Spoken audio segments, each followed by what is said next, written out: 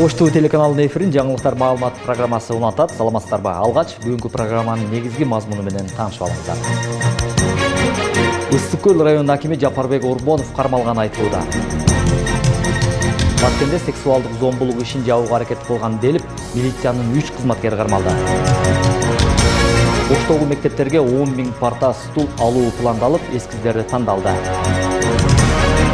Ошто 12 жылдык билим берүү системасынын багыты талкууланып, жаңы окуу жылынын даярдыгы каралды.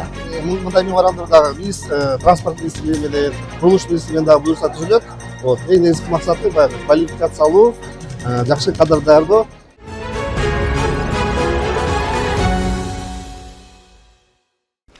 Молдовановкадагы номер 27 түзөтүү мекемесинин жетекчисинин финансы жана чарба иштери боюнча орун басары азык-түлүк урдоого шектелип кармалды.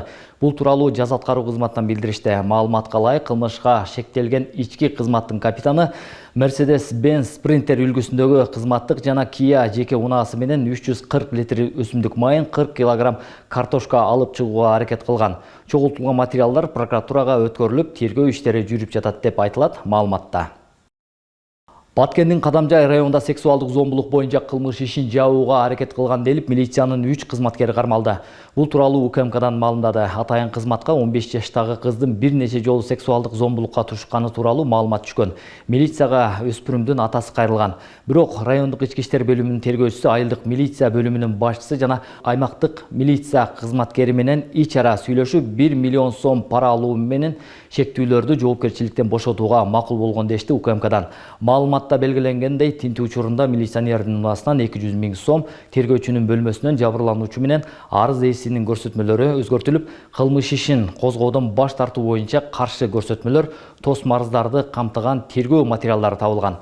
Мындан тышкары жаран кызмат адамына 1 миллион сом өлчөмүндө пара берүү боюнча шектүү катары кармалган. Ал чоң суммадагы акча каражаты милиция кызматкерлерине кылмыш ишин кыскартууга, жабырлануучунун тосма арызын алууга, ошондой эле жабырлануучунун көрсөтмөлөрүн өзгөртүүгө көмөк көрсөткөндүгү үчүн берген. УКМК айыпталуучулар тергөө абагына киргизилгенин кошумчалады. Ленин райондук ички иштер башкармалыгы 20 жаштагы келин милицияга кайрылып, кайнатасы зордуктаганын айтып, арыз жазганын маалымдады. Бул факты боюнча кылмыш жаза кодексинин зордуктоо беренеси менен кылмыш иш козголгон. Маалыматка караганда 16 августта шектөө сурак маалында иште жаап коюу үчүн тергөөчүгө 50 000 сом сунуш кылган.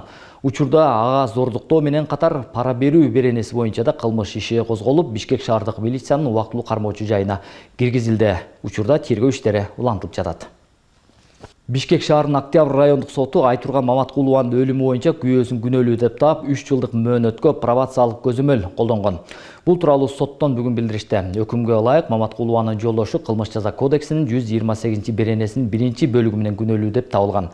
Сот кодекстин аталган беренеси менен айыпталуучуну 5 жылга эркиндигинен ажыратып, ушул эле кодекстин 82 беренеси менен 3 жылдык мөөнөткө пробациялык көзөмөл колдонгон. Өкүм чыгарды деп айтылат маалыматта. Эске салсак, Айтурган Маматкулова 2024 жылдын 7-июнунда Бишкектеги ооруканалардын биринде каза болгон. Ал медициналык мекемеге оор абалда жеткирилген. Алгачкы маалыматта дарыга улануу, өзүн өзү өлтүрүү, жүрөк кан тамыр оорусунун курч жетишсиздиги диагнозу коюлган. Маркумдун туугандары Бишкекте жүргүзүлгөн соттук медициналык экспертизанын жыйынтыгына макул эмес экенин билдиришкен. Алар кайрадан экспертиза дайындоону, аны комиссия түзүп жүргүзүүнү талап кылышкан. Алар 25 жаштагы кыздын өлүмүнө күбөсүнүн тиешеси болушу мүмкүн экенин айтып, Айтурган зомбулуктан каза болгон деп шектенишкен. 30 августта кармалып, андан соң номер 1 тергөө абагына киргизилген. Ош облусунун Алай районуна караштуу Ордөбө айылындагы эс алуу жайларынын биринде чыккан жаңжал өлүм менен аяктады. Маалыматка караганда окуя 14 август күнү болгон. Эс алуучулар менен тейлөөчүлөрдүн ортосунда пикир келишпестик чыгып, натыйжада бычак колдонулган. Жыйынтыгында 2 жолу бычакталган 2005 жылы туулган жигит алган жаратын амлам, көз жумган дагы 2 жаран миздүү буюмдан ар кандай жарат алып ооруканага жеткирилген. Шектүү катары кармалгандардын бири жашы жетелек 2008 жылы төрөлгөн өспүрүм экени маалым болду. Ал эми Ош облустук ички иштер башкармалыгынын басма сөз кызматы билдиргендей, Алай район ички иштер бөлүмү тарабынан кылмыш жаза кодексинин 122 беренесинин негизинде кылмыш иши козголуп, ыкчам тергөө амалдары жүргүзүлүп жатат. Кылмышка шектүү катары 2008 жылы туулган жана 2007 жылы туулган жаран кармалып, убактылуу кармоочу жайга киргизилди. 15 августта Бишкектин 1-май райондук соту Ысык Көл районунун акими Жапарбек Ормоновду 4 сентябрга чейин камакка алды. Бул чечим Ички иштер министрлигинин тергөө кызматынын өтүнүчү менен чыгарылган. Соттун басма сөз кызматы Азаттыкка билдиргендей, Ормоновго кылмыш жаза кодексинин коррупция беренеси боюнча айып тагылууда. Азырынча ИИМ бул иш боюнча кошумча маалымат бере элек. Жапарбек Ормонов 2023-жылы Ысык Көл районунун акими болуп дайындалган. Буга чейин ал Чолпон Ата шаарынын мэри, Ош шаарынын вице-мэри жана Ош шаардык кеңешинин төрагасы кызматтарын аркалаган. 2020-жылкы жогорку кеңештин шайлоосунда Мекеним Кыргызстан партиясынын тизмесинде болгон. УКМК Жалал Абад шаарындагы жогорку окуу жайлардан 2606 студент окуудан чыгарылганын билдирди. Атайын кызматтын аталган облус боюнча башкармалыгы текшерүү жүргүзүп, натыйжада окууга келбеген жана өлкө аймагынан тыш жүргөн студенттерди жасалма негизде окутуу фактыларын аныктаган. Студенттер төмөнкү окуу жайлардан чыгарылган. Жалал Абад мамлекеттик университетинен 1142 студент, анын ичинде 167си чет өлкөлүк жарандар.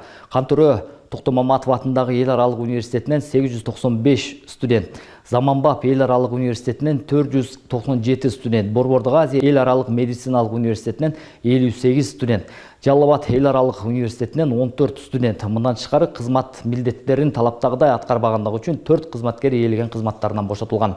Кантөрө Токтомаматов атындагы эл аралык университетинин окуу иштери боюнча проректору, ошол эле университеттин алдындагы үзгүлтүксүз ачык билим берүү институтунун директору, Жалал Абад мамлекеттик университетинин алдындагы үзгүлтүксүз билим берүү институтунун директору, Жамунун практика жана карьера бөлүмүнүн башчысы. УКМК коррупциялык тобокелдиктерди жоюу боюнча түшүндүрүү жана алдын алуу иштерин жүргүзүү максатында жогоруда аталган окуу жайлардын жетекчилери жана профессордук окутуучулук курамы менен жыйындар өткөрүлгөнүн белгиледи.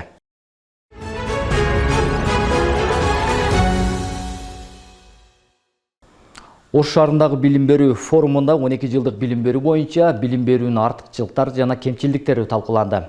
Ал үчүн мугалимдер атайын окуудан өткөрүлгөн. Ага катар стемп сабактары боюнча мугалимдерге алтын казык ноутбуктарын тапшырылып, агартуу министрлиги менен энергетика министрлигинин ортосунда меморандумга кол коюлду.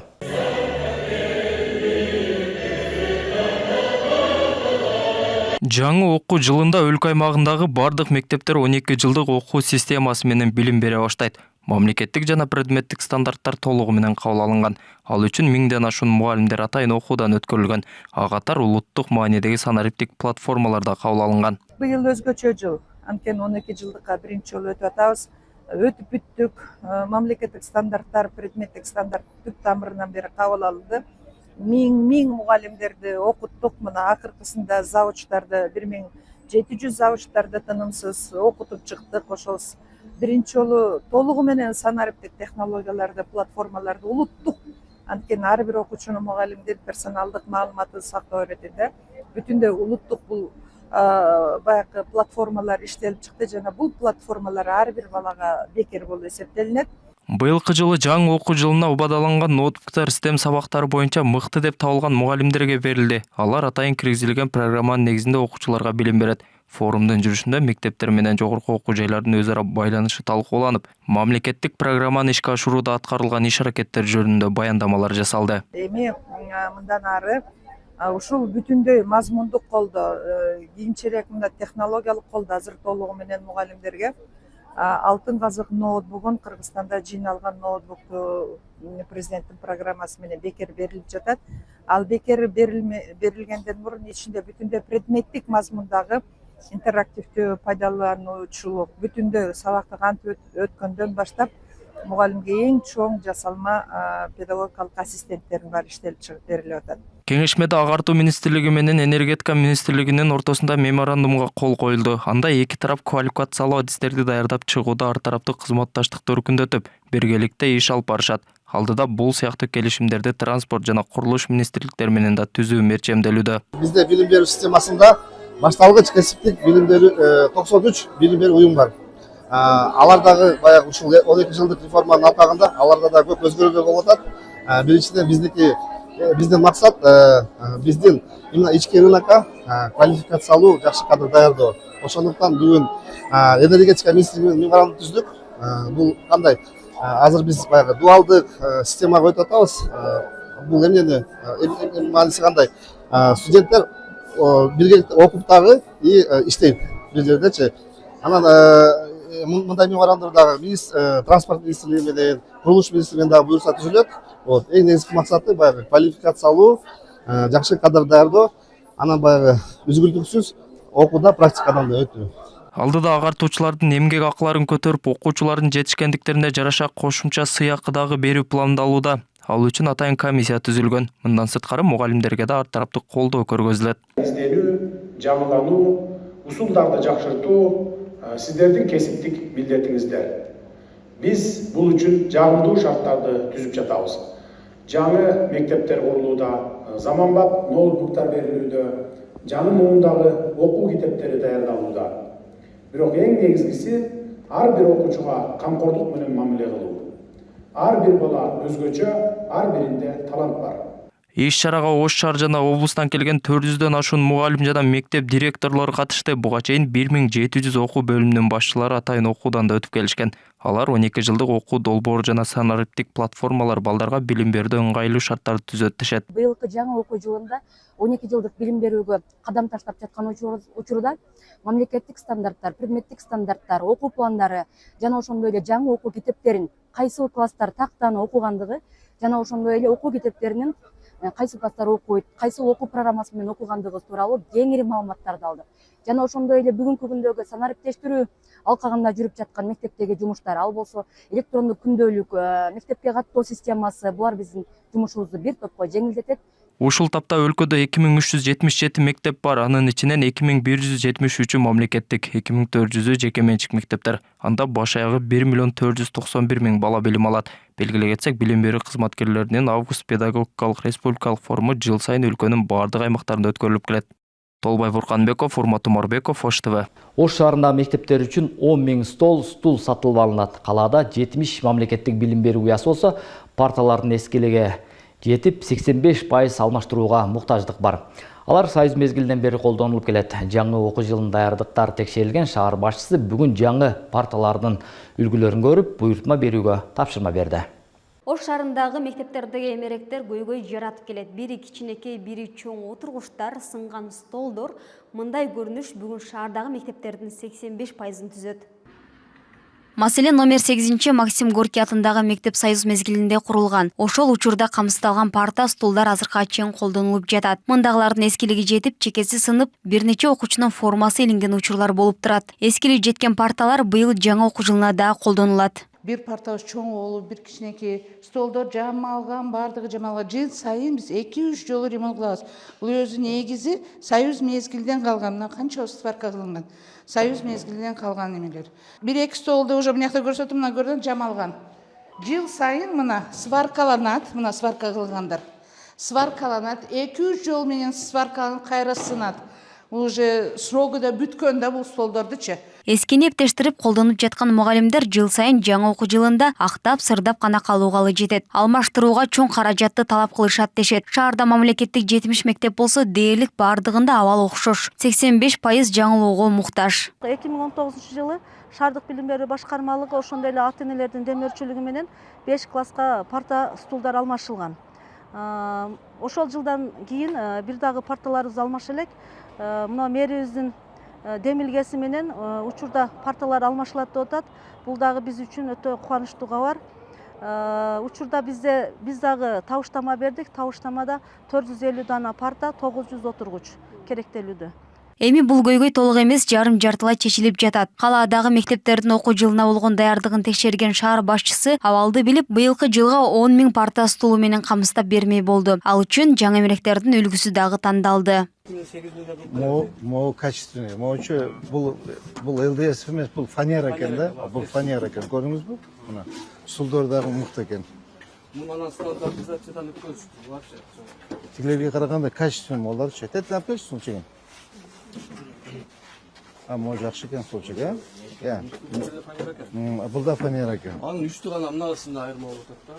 Ошо сүйлөшүп көрбөйсүң, тетин үстү, Ошону мындай алмаштырып бересиңер десек, анда 7,5 миң тегерек болот деген. Могучу, эме ким? Сен түшүнөсүңбү, түшүнбөйсүңбү, мен билбейм го.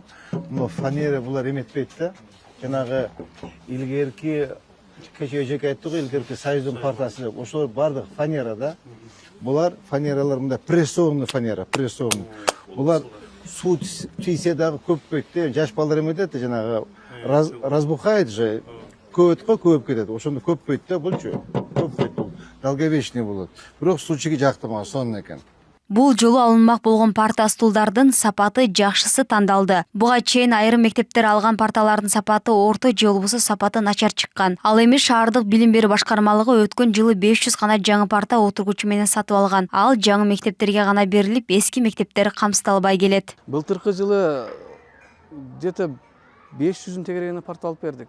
500 парта алынды, бирок көп эле ошол жаңы мектептерге кетип калып атат, курулган.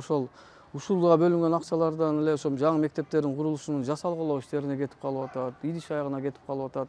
Ошондой жага кетип калып туруп мектептердин башка мектептер каралбай келген. Бизде азыр негизгиси могул шаардын ортосундагы бала саны абдан көп мектептерге бөлүнөт. Биринчиден, себеби өзүңүздөр билесиздер, бир партада 3төн дагы окуучу отуруп атат. Износ көп болот экен. Ошондуктан основной эң эскилиги жеткен парталарды гана алмаштырабыз. Бардык 70 мектеп болсо баарынын арасынан терип. Сатылуу алынган 10 000 парта менен каладагы мектептердин муктаждыгынын 45% чечилет. Дагы муктаждык жогору. Бүгүнкү күндө Ош шаарында шаар боюнча 109 000ден ашуун окуучу болсо, алардын 96 000 мамлекеттик мектепте билим алат. 4 мектеп мамлекеттик казынанын эсебинен капиталды оңдоодон өтүүдө. Айдана Малбек кызы, Маруф Шакиров, Ош ТВ. 2026 жылдан баштап ЭАЭПтин реестрине катталган дары-дармектер, медициналык каражаттар гана сатка чыгарылат. Бул тууралуу Евразия экономикалык комиссиясынан билдиришти. Мындай концепция 15 августта Чолпон Атада өткөн Евразиялык өкмөттөр аралык кеңешинин жыйынында бекитилген. Ага ылайык 2026 жылдан тарта ЭАЭПте дары-дармектер бирдиктүү реестрде катталып, билимдик тарабынан берилген күбөлүк менен гана сатылышы керек. Ага чейин улуттук каттоо күбөлүктөрү жарактуу болот. Документ улуттук мыйзамдарды шайкеш келтирүүгө жана дары-дармектердин сапатын көзөмөлдөөнүн бирдиктүү институттарын түзүүгө багытталган деп айтылат маалыматта. Эки нарын айылындагы жаңы көпүрөнүн курулушу башталганын Транспорт жана коммуникациялар министрлигинен кабарлашты. 16 августта аталган айылга транспорт министри Абзатар Сыргабаев, ОКМ башчысы Бообек Ажикеев жана президенттин аймактагы өкүлү Нурбек Сатаров барган. Ведомство азыр көпүрө бетон куюлуп жатканын билдирди. Ошондой эле эки нарын айылына барчу альтернативдик жол салынууда. Эске салсак, 13 августта Нарын Оруктам унаа жолунун 39 чакырымында көпүрө урап, оор жүк ташуучу машина сууга кулаган. 41 жаштагы айдоочунун сөөгү табылган. Кыргызстанда айдоочулук күбөлүктөрдү берүү жана алмаштыруу мөөнөтүн бир нече эсе кыскартуу үйгө жеткирүү кызматын киргизүү сунушталууда. Унаа мамлекеттик мекемеси иштеп чыккан токтом долбоору коомдук талкууга коюлган. Азыркы учурда айдоочулук күбөлүктү алмаштырууга кеминде 4 күн талап кылынат. Унаа мекемеси күбөлүктөрдү алмаштыруу жана берүү үчүн арызды онлайн киргизүүгө сунуштады. Мында мөөнөт 2-3 күнгө чейин кыскарат. Арыз берүүчүдөн кагаз түрүндө маалым каттар жана документтер талап кылынбайт. Бардык керектүү маалыматтар автоматтык түрдө мамлекеттик органдардын электрондук маалымат базасынан алынат деп жазылат документте. Жаштар арасында спорт күрөш боюнча дүйнө чемпионатына Кыргызстандан 4 балбан катышаарын Дене тарбия жана спорт агенттигинен билдиришти. Чемпионат бүгүн Болгариянын Самоков шаарында башталмакчы. Килемге өлкө атынан Залкарбек Табалдиев, Адилет Акылбеков, Айтеңир Максатов, Жыргалаң Будажапов чыгары белгилүү болду. Ю-20 эркин күрөш боюнча улуттук курама команданын улук машыктыруучусу Алмазбек Аскаров жетектеп барган. Мына ушундай жаңылыктар бүгүнкү программабыздын негизин түздү. Мен сиздер менен коштошом. Ал эми алдыда кесиптешин дүйнөдө болуп жаткан жаңылыктар менен тааныштырат. Саламатта калыңыздар.